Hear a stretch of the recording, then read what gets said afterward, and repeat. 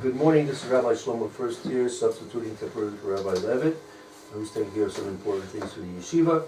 We're learning Bava Kama here, Yeshiva Tsama Nafshi, located in Yerushalyim, Hakodesh, in the Beit Knesset of Chanech Yeshivas on Rehov Zikron Yaakov number 6. So we're learning Bava Kama, Daf Mem, Daled Amid Beis. Good. Okay, let's go further. Who would like to read the Gemora for us? You're the man. I'll read. I'm happy to. Ba'akati teroros ninahu.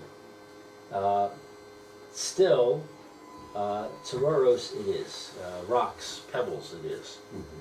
So we're referring to the fact that when the ox scratches on the wall and knocks the wall down and it hits on a person, that it's the rocks that hit the person, not the ox. In other words, it's indirect, so it's a grama case. It's not the actual body of the ox. Amar Rav Mari Berei de Rav Kahana. Rav Mari said in the name of Rav Mari, the son of Rav Kahana, said, Dikazil minei.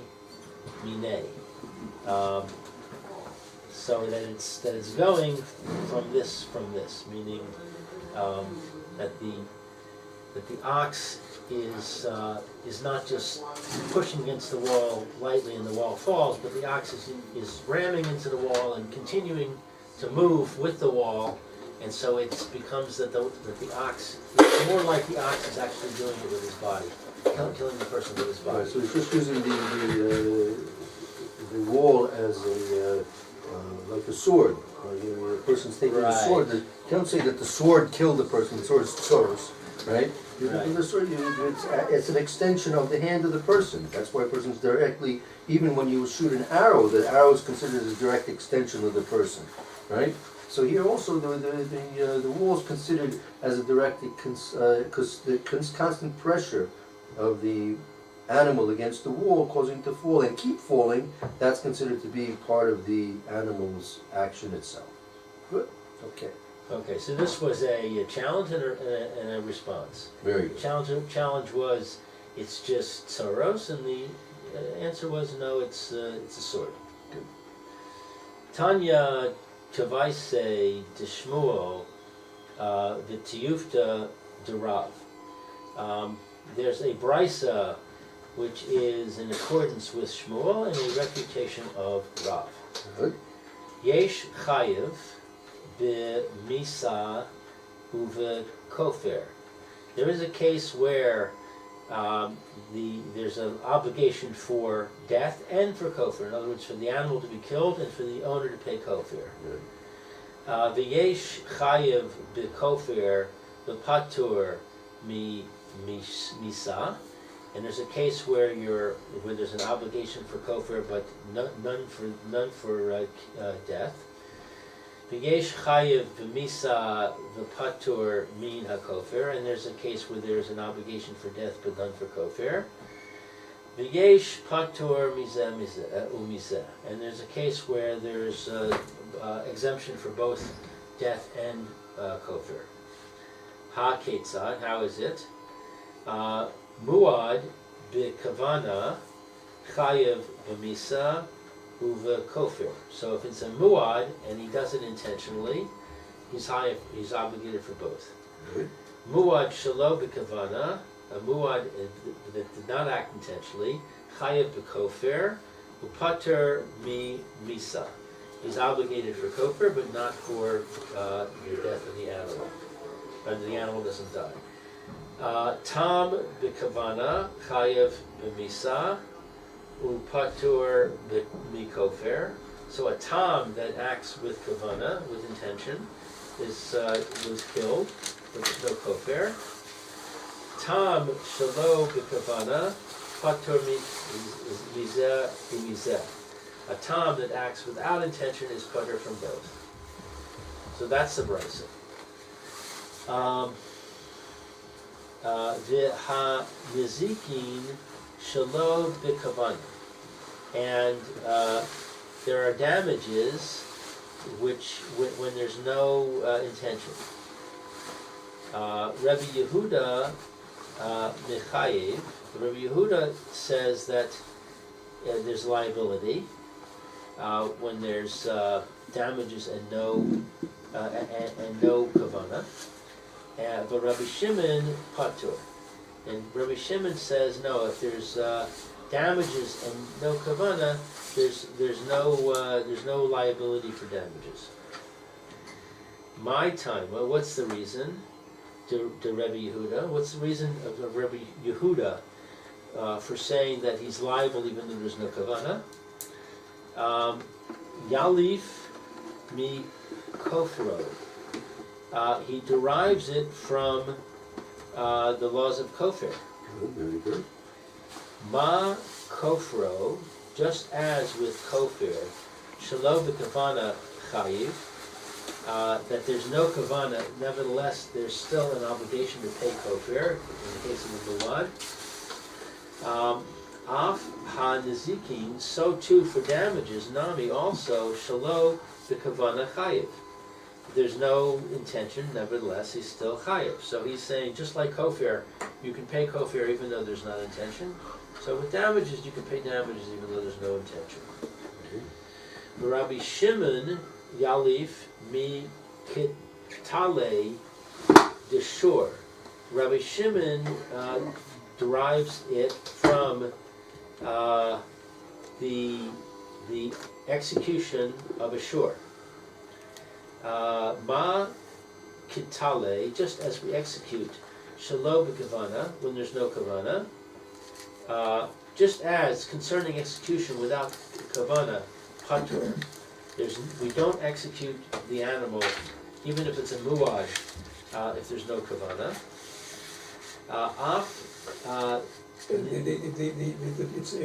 You shouldn't say execution of the makatola, shelo b'kavana patur. Basically, it's saying it's like a death. Just like if the shore causes a death without intentional, the shore would be patur for misa. Right. That's what he's saying. Is that what I said? No, you said the katala is that he's being executed. He's not being executed. The katala means he caused the death of a person.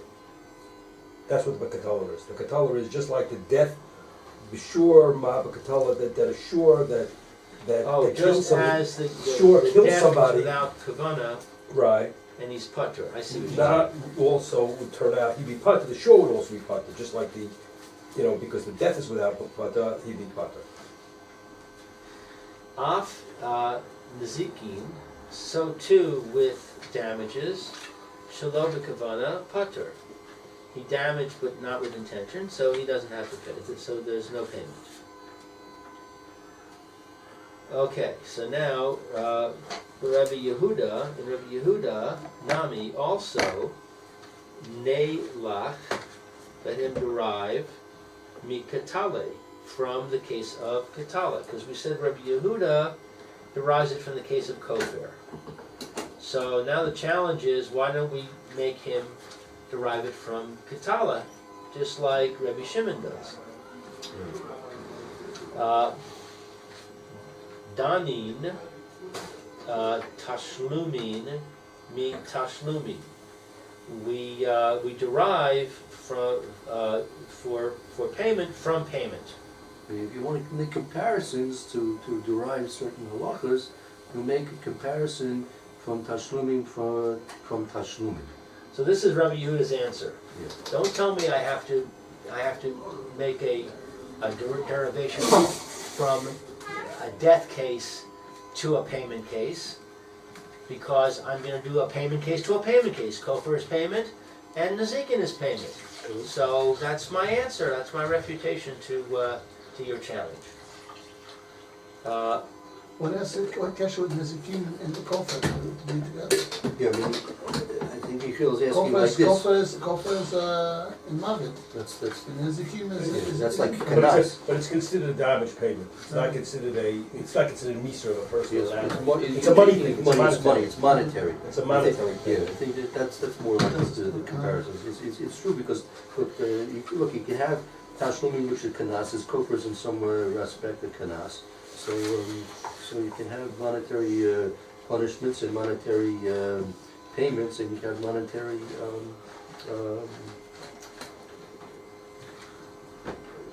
comparisons, which even though they're in essence really different, but since it's coming in the same way, it's not the goof of the person or the goof of the animal, it's really the money in the pocket of the person. Ve'ein danin tashlumin mi misa. And we don't derive payments from death. The Rebbe Shimon, Nami, Ne Laf, Mi Kofro. Okay, so now we're going to challenge Rabbi Shimon. He learned from the case of the death to the payment of damages, but we just got a good argument for why he shouldn't do that. Let him learn from kofar to damages. Danin chiyuve, we derive obligations deshore of an ox, may chiyuve from the obligations deshore of an ox. So this is another basis for saying that they're similar. One basis was saying it's money to money. Yes. Now it's saying ox to ox. Good. How does that work? The hapuke that we pull it out. I'm sorry, that we exclude. Exactly. Kofar de chiyuve, that it is an obligation. The bailing. The bailing is an obligation on the owner. Right. I mean, kofar is not. It is. Kofar is not related to the shore, the animal. Kofar is related to the owner of the shore. Right. So it's a different approach. Kofar is coming from the owner, whereas the execution is coming from the, so to speak, coming from the ox. Yes. Okay, let's stop here. Let's review the Rashis. Okay, and then we can field some questions if we have any general questions about the discussion of the Gemora. Yeah, who would like to do the Rashis? No, we're starting up. He doesn't like the Rashi. I don't know why you don't like the Rashi. He doesn't like Rashi. Okay, where do you want me to start? Start at the beginning there. I can't eat We can't eat source. source Just at the beginning. with the pebble situation. Yeah. Ein kofar katuv, because kofar is not written ella b'nigicha, only when you do a goring. The have gufa mama said it had to be the ox's actual body that did it, not the tsuros, which is the secondary effect of the pebbles or the wall falling down. And then it's So that would be actually a question to Shmuel, if I'm not mistaken. it's a question on Shmuel. Yeah. Trying to say you got it already, you're done with it. So why are you saying it's kofar? Right. We know source is not chayiv. There's no kid for that people. Kofar is only chayiv on gufa mamish or migicha, which is gufa mamish. Here, source is not gufa mamish. So that would be a question on Shmuel. So what's the answer? Rabbi Abi, the Rav Kahana said the azil minei minei, which means it's like going from here to here. And the azil, what's going is the kotel, the wall is going. You know, the wall's moving. Right, like constantly. The wall's constantly moving. Wasn't it just banged into the wall and then went flying, which would be like tsuros, just like it's stepping and kicking up stones, and they went flying. No, here it's actually continuing moving through the medium of the force of the ox. Yedei the chifoto, by its pushing it. The gilgulu kosha, and it's rolling. The wall is moving all the time. Ad shamapilu alone until it fell on him. It fell on the guy. Meanwhile, there's no intention to kill. He's just, rubbing on the wall the whole time and pushing the wall. So basically, it's the ox's action, so to speak, that's causing it, as opposed to only the secondary action of the wall falling. The ox is causing the wall to fall. So since the ox is causing the wall to fall, he's not considering it to be a Torah situation, and Shmuel is trying to justify why he can say, I still feel it's a kofar situation. I mean, when setting it, this actually is what we call it a kimta. Right. The kimta, the situation as set up, as we want to set up the Mishnah in order that it should be not a kasha to He's Shmuel. making it a special case of what should work out. Yes, I mean, if the case was that it knocked the wall down and just with one push and went flying, that would in fact be tsuros, right? And then we couldn't have a din of kofer. So we must say that we're talking about here a case where it's ka'azum minei minei. Now what? So let me just ask the question here. When it comes to Rav now, the Rav says there was no kofer, and there was not. This was b'klal not a question to Rav. So how would you say are Rav and Shmuel therefore going to be learning the Mishnah in two different ways? Meaning Shmuel, if he says there's a din of kofer, right? It can't be. Rav and Shmuel are learning the Mishnah. They're disagreeing over what the word pata means. That's true. Shmuel is saying right. pata. Shmuel is saying pata only for Misa, but they still chay of kofer. Where Rav is saying no, pata means, the Mishnah says pata means both. Right, pata for both. That's Both right. kofer and Right, Misa. right. So They're also learning the same scenario, I think. It's just that Rav is saying, even if the shore pushes and pushes and rolls around the wall, it's still grama. Mhm. Whereas Shmuel is saying, no, if there's that much involvement of the ox, it's not grama anymore. So they're disagreeing about the definition of grama. But they're not disagreeing about the scenario. Okay, so all right, so that we'll just mention briefly. That will take a little bit of a investigation, because if they'll set it up in a case where they're learning Shmuel to learn a chiyuv kofer has to learn this type of a case. We're talking about not suros, and it's azil minei minei. Rav does not necessarily have to learn this particular case. Right. So what I'll just ask you just briefly, what's better, to have them argue in the situation that the Mishnah is talking about, or to have them argue in a principle as to whether or not grama in this case would be chayiv or not? I would say the latter is better. You want them arguing as least as possible. They agree most of the time. Right. So they're agreeing most of the time. It just we found one particular case which Shmuel says that now I disagree with you, Robert. So He's right. you really, in general, in terms of your approach to learning, you want to always what we call mamayat the machlokas. You want to minimize the dispute. Right.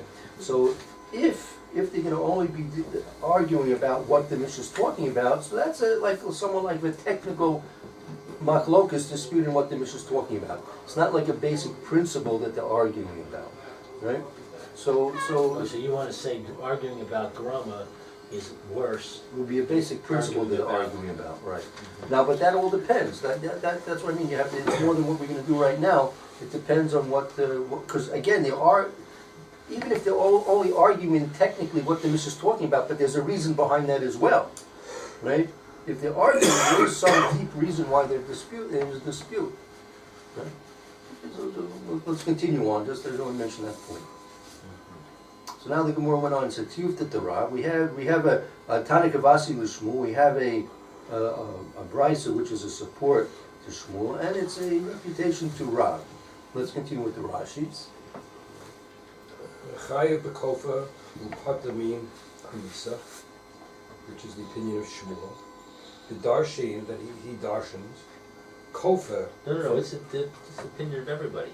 No, Chayev b'kofa is only Shmuel. Rav Rav says pata. You're misunderstanding this. We're in a brisa.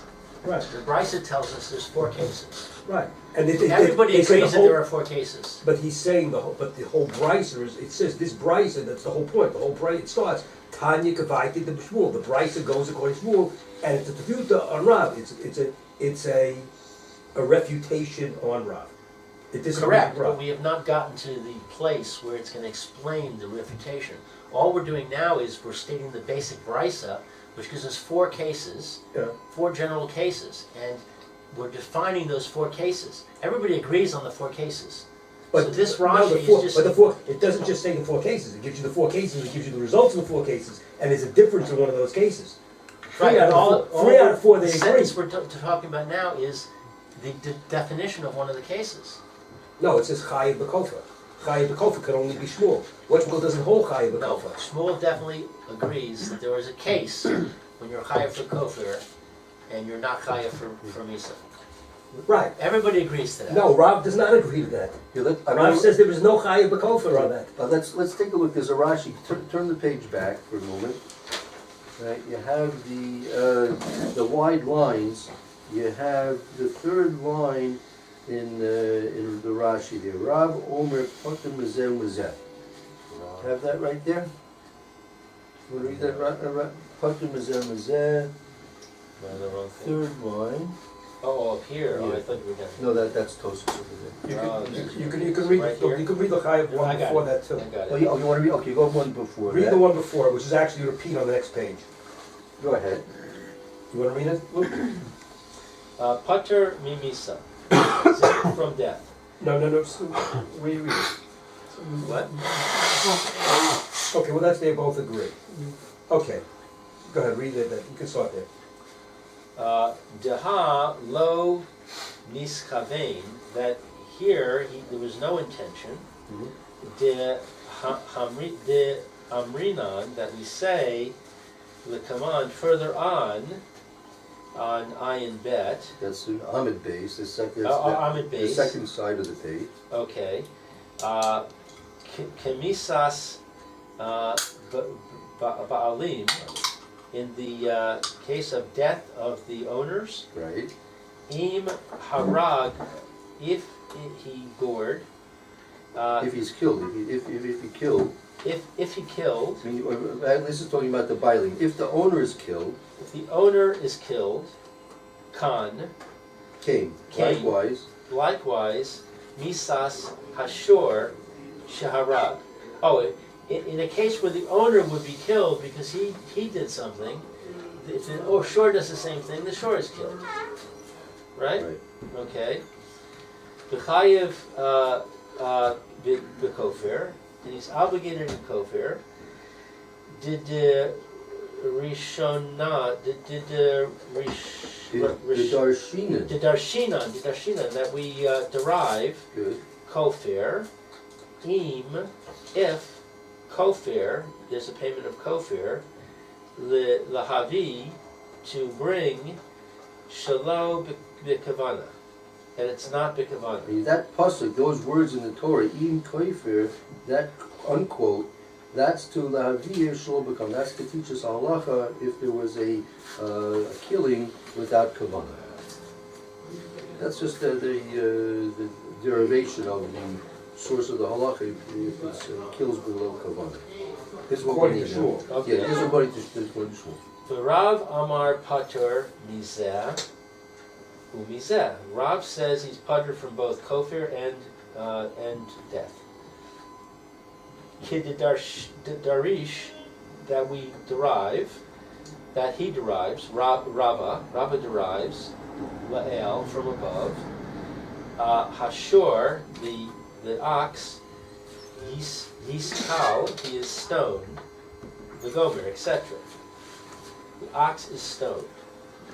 Okay, Kol Zaman, anytime, She Hashor, that the ox, Biskila, is executed by stoning. Good. Ba'alim, the owners, Mishalmin Kofir. The owners, anytime the ox is going to be executed by stoning, the owner of the ox is going to pay Kofir. Right. Okay. So and Therefore, if the ox is not going to be executed, then he wouldn't be paying kofar. He's Right. making an equivalence of the two.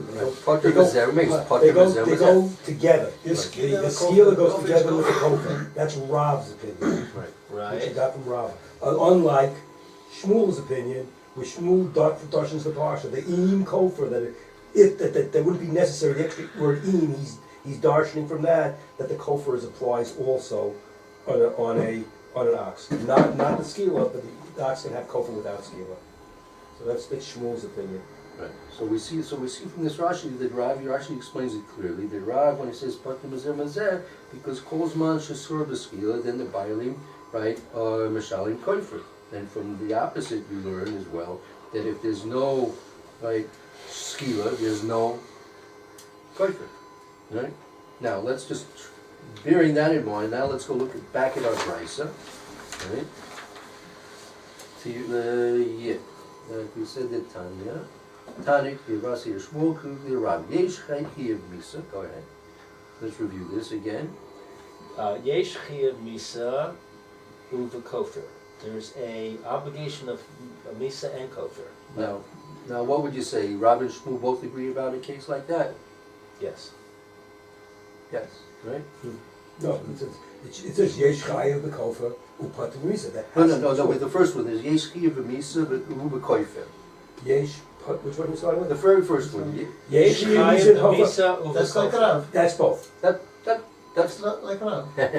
Hold on. No, Yesh Chayev B'Misa. It is a Chisa. Yesh Chayev B'Misa U'B'Koifer. There's a Chayev both in Misa for the shur and Koifer for the Baal. So Right. Rav says it in Kofer, in Nisa, it's just... Right, and Shmuel can agree with this as well. This can be over them. Right, Shmuel can agree with this as well. Everybody agrees. Everybody agrees on That's Parga, right? That's the one that they agree on. That's they agree on. Okay, Okay. next halacha. Yesh Chayev B'Kofer Upatir Mimisa.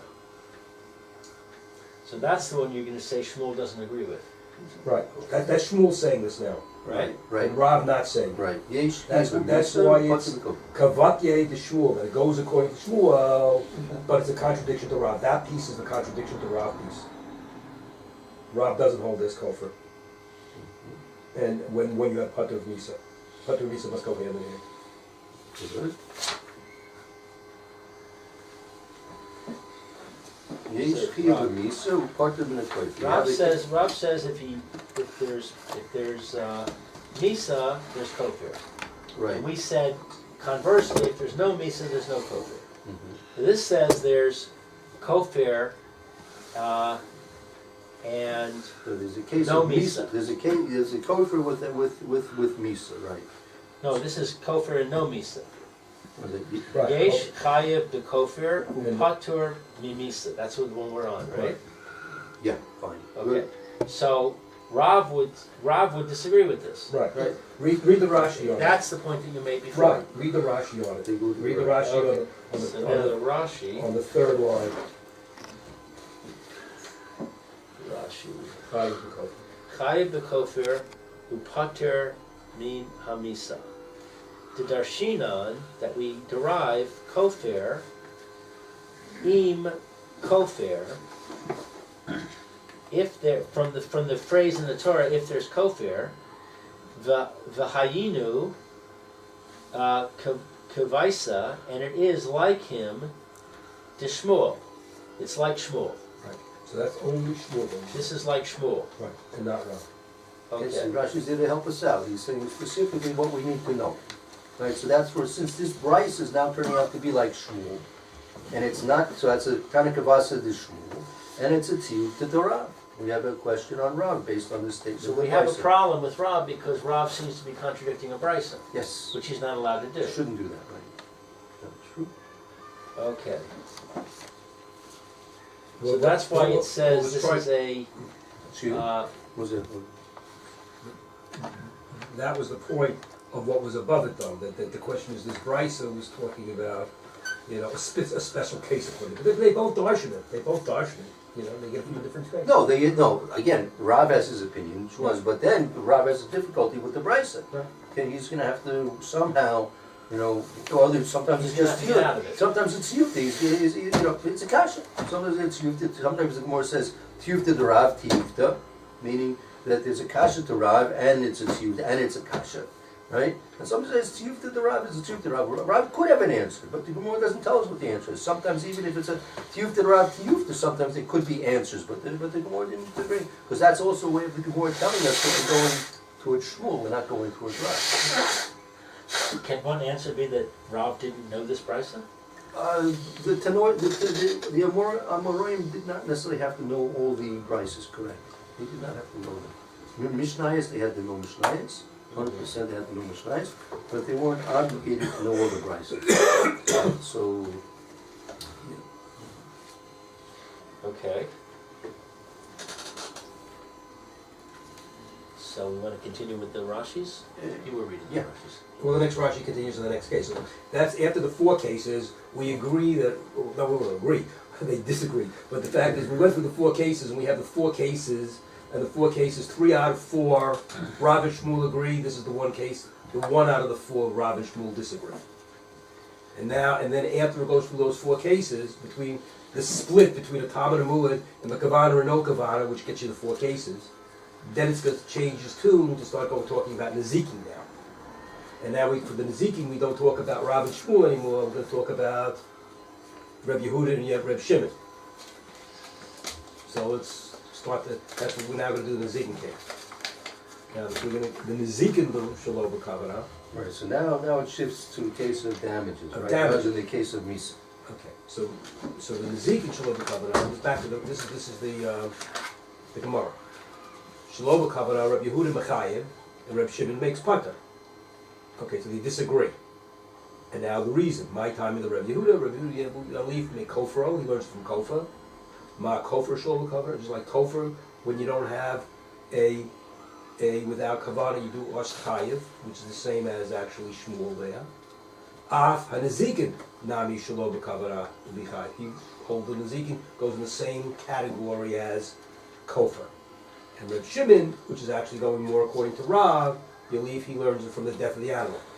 The shore, Ma Kitlina Shalom Kavana, like the shore doesn't get killed when it does it by not intentionally. He's pater. After the Nezikin, the Nezikin should also be for Shalom without Kavanah would be pater. Then later on it's going to say, well, what does each one do with the other's opinion? And now let's go to the Rashis to try up to this point. Let's say Hanezikin is Hazik Shor Shalom Kavanah V'lo Harak. So by Nezikin we're talking about a case. There's no definite. So there's no definite. Already by saying that he does damages and there's no killing, we're already saying that maybe there shouldn't be. Why should there be a kofar situation? Because after all, kofar didn't get killed. Kofar is only getting killed, right? So it's a totally Nezikin is not the same case as kofar. But yet but even then, Rabbi Yehuda is saying he's learning it from kofar. He's making we call an equivalence between the two. That would be the question. He's making an equivalence. Why is he making an equivalence between the two? Right, they're not really talking about the same thing. They're 2 different. Right. So why is he allowed to make? Why is he allowed to make equivalence? Okay, so Right. Now it says he learns it from a kofro. The amrina that we say shalo b'kavana is chayev, since in a case of kofar, if he does it without Kavanah, he would be chayiv, according to Shmuel. Mirabui to include Right, that's right. the im kofer. That should be if he does kofer. Okay, so that's why he's chayiv in kofer. Fine. This is later on. This next Rashi though. Yeah. Chayuvi the shore. I don't know if that's the next one. That's something else. That will be later on at the end. That'll be the final difference that the Gemora makes. That one's a chiyuv that's relevant to the shore, and one's another chiyuv which is relevant only to the bailing. Mm-hmm. Right. So that's the very end of the sugya.